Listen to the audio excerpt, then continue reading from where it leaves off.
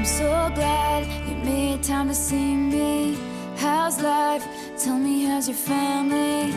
I haven't seen them in a while. You've been good. This is Christopher Angeles of the Psychology of Self-Improvement. Today what I would like to share is about the psychology of self-improvement in motivating yourself.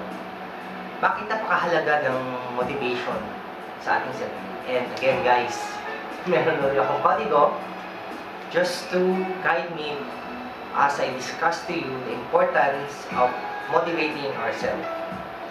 Sabi nga, when we push something important, it is very empirical that we push on as we go on.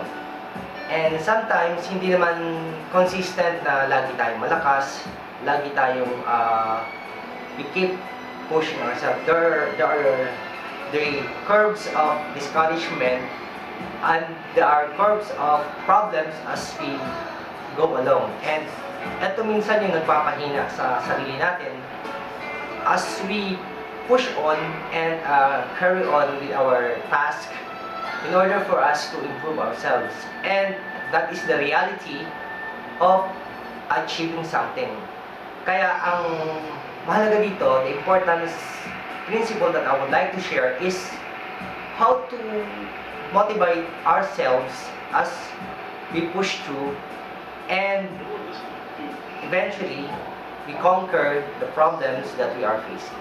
And it is up to us to devise something so that we could achieve the goal that we want. Sabi nga, it is in ourselves to devise a technique or a solution that we may be able to battle the discouragement or the problems that we are facing. So hindi naman perfecto yung tinatawag nating reaching our goal. There are the curves that we need to face in order for us to bridge the success we want in our life. So what I'm going to share to you is the principle how to motivate ourselves. The principles that will help us remind ourselves that we are designed to be victorious and eventually become more successful as we go on. And tara, tingnan natin yung mga principles na yan kung gaano yung halaga. Okay, number 1. It is helpful to have a visual goal. Ano ba ibig sabihin na to have a visual goal? A visual goal is just like picturing yourself to be successful. It is something that you will be able to project yourself. Ano ba yung gusto mong picture ng sarili mo at the end of the journey after you have overcome it. It's just like having a clear picture what you want to be in the long term or reaching it. A visual is something you are going to portray within your subconscious kung ano ba yung gusto mong marating sa buhay mo.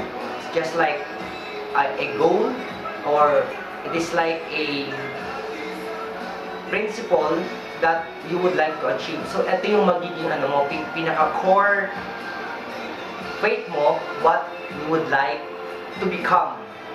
A visual is just like picturing yourself with, sabihin na natin na kunyari nandun ka na sa, na-achieve mo na yung gusto mong mangyari na magkaroon ka ng magandang bahay or yung physical reward na magkaroon ka ng financial freedom that you have, you're become successful in your own business. So those are the example of visual things. You are picturing yourself to be successful in your journey. So that's how important of visualizing yourself.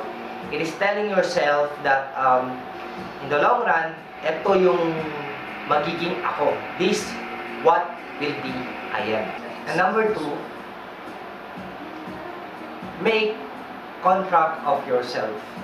Pag sinabi natin make contract with yourself, the nearest word for it is make an agreement with yourself.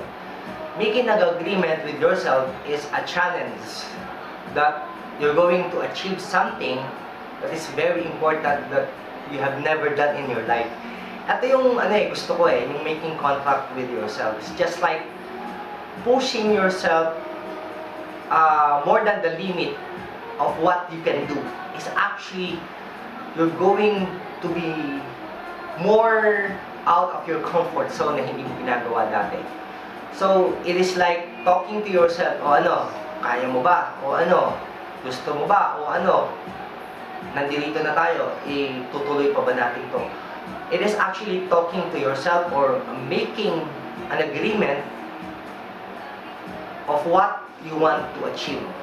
It is bridging your subconscious towards to a greener pasture field in the long run.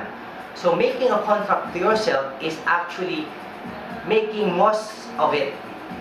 Kasi kung hindi mo gagawin to, you will notice that you are the same person as the last month and the succeeding month. Contracting yourself on doing something that you have never done before is actually stepping out of your comfort zone. But ang maganda doon, when you step out of your comfort zone, you are programming yourself towards a more challenging experience, and without knowing, you're actually pushing yourself to a one step. So step by step, a little bit and a little bit, yun yung maganda doon. When you are going to contract yourself, and believe me guys, this is a proven strategy, and there's no shortcut about it. Number 4, I have to look again to my little bitsy notes.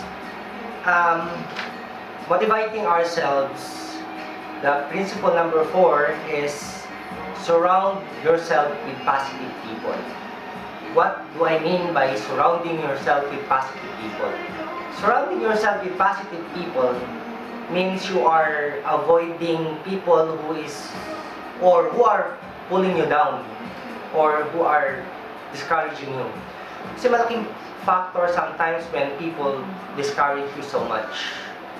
And in my experience, discouragement is one of the problems that sometimes we stop from doing the things that we love. Those who influence us with discouragement or negativity in our goal, this is the ultimate factor that we stop from doing things, from reaching out or reaching in. So, by providing yourself with positive people, what it can do for you is that it will renew your strength, it will renew your vision, what you want to achieve. It is actually giving you an importance that to focus on doing what you love most without discouragement from people that you knew who is giving you problem. So what is very important surrounding yourself with positive people, it gives you a energy to go on, which is very important, because without a renewed energy to go on, and the failure of reminding ourselves, we will not be able to motivate ourselves. So the important aspect of surrounding ourselves with positive people is it gives you renewed faith, renewed strength, and renewed vision to go on, and to realize that you are in tune with your success. And last but not least, the conclusion. Lack of motivation happens to us all. But if we do not encourage ourselves to accept other opportunities of improvement, we may not be able to realize our true potentials and what kind of achievement you would like to get in and push through. Because the bottom line, motivating ourselves is just like a car that we must put a gasoline every day in ourselves to run smoothly.